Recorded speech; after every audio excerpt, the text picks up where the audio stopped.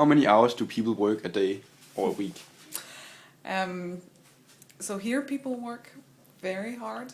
It's a research center, so you're dependent on making your own research. So people typically work about 40 to 50 hours a week, although we're paid for 37 hours a week. Oh, that's a good spirit. Yeah, it's good spirit, yeah. All right. Are there paid holidays? Yes, there are paid holidays. There are 25 ordinary days of holiday and 5 special days that we can use when DTU is closed, and then public holidays. Right. And what kind of clothes do people wear? Mostly casual. Yeah. Whatever they want. Yeah, whatever they want. Whatever they want. What are the 10 most important or the basic rights working people have? So people have the right to vacation. They have the right to sick days when they're ill. Also, if you have children who are ill, you can hold 2 days free when they're sick.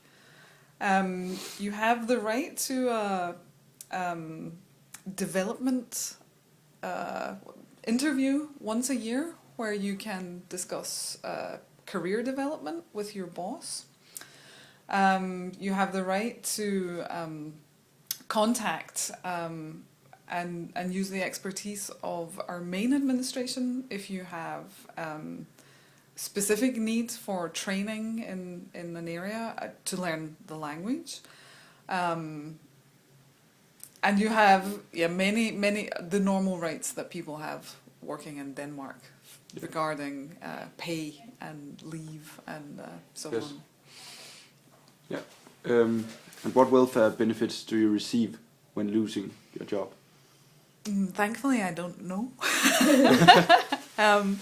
So actually, unless you pay to a specific fund, if you are fired from your job, if you're asked to leave your job, you only receive the basic pay, dagpenge, in Denmark. Yes. If you want to supplement that so that you have a normal salary, you have to pay as an employee into a separate fund, the A-kasse.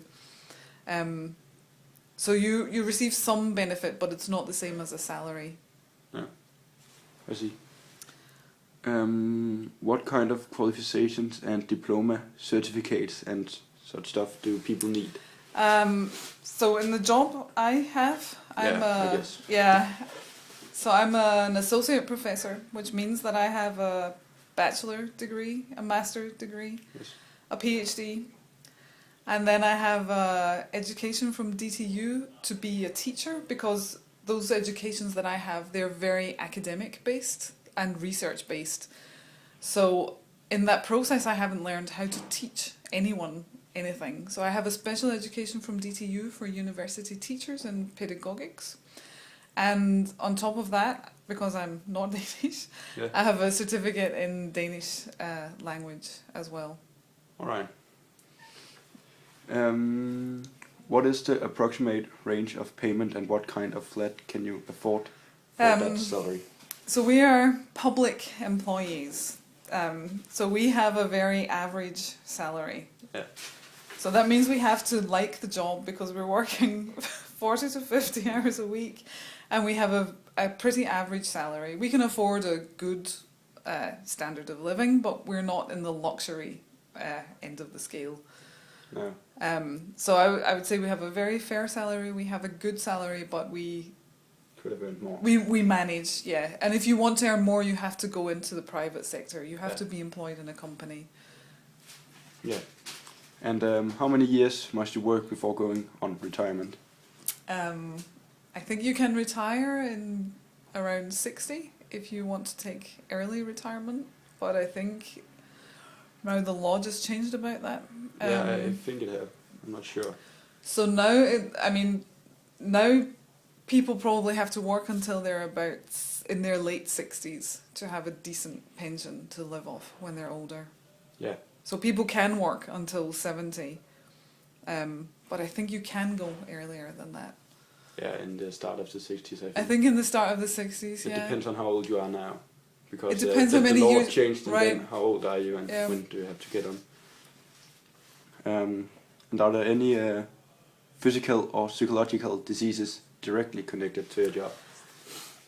No, not directly, but a lot of people in these conditions I have explained suffer from stress in this job. There's quite a high rate of people suffering from stress because there are a lot of deadlines and the pressure to work and advance your own career. A lot of people have problems with that from time to time. It's not a life-threatening condition. And it's not everyone. It's not everyone. It's not everyone. But I guess people are stressed in other kinds of jobs as well, yeah, right? So there's some percentage of the population that are stress susceptible anyway. Yeah. But no, there are no specific physical diseases connected to the job. All right. What motivation is there to improve the results of your work? A big motivation. You have to, if you want to advance your career, it's based on how many collaborations you have with European or other partners. It's based on how many articles you publish a year, how many students you can employ, how many grants you apply for that are successful, and all these things are driven mainly by individual researchers. So if you have some specific goals about having students and funding and your own research, you're very highly motivated to keep advancing this career, your own job. Yeah, I see. So that's the driving force for everything. Yeah. Do both adults have to work to support your family? Yes. In Denmark, both adults have to work to support a family. Yeah. And who takes care of your children? They're in daycare in the great Danish barnehave system, in the kindergarten, I guess you call that in English, and in school. Yeah. So they're taken care of the whole day in Danish institutions. Yeah.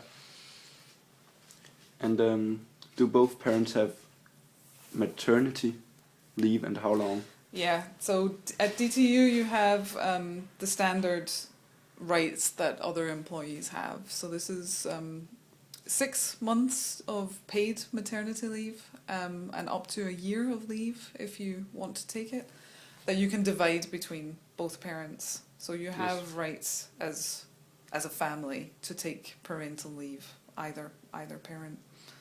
And it's very flexible how you do that, and it's a pretty flexible workplace as well. Yeah, that sounds good. But that's all. Okay. So thank you. You're welcome.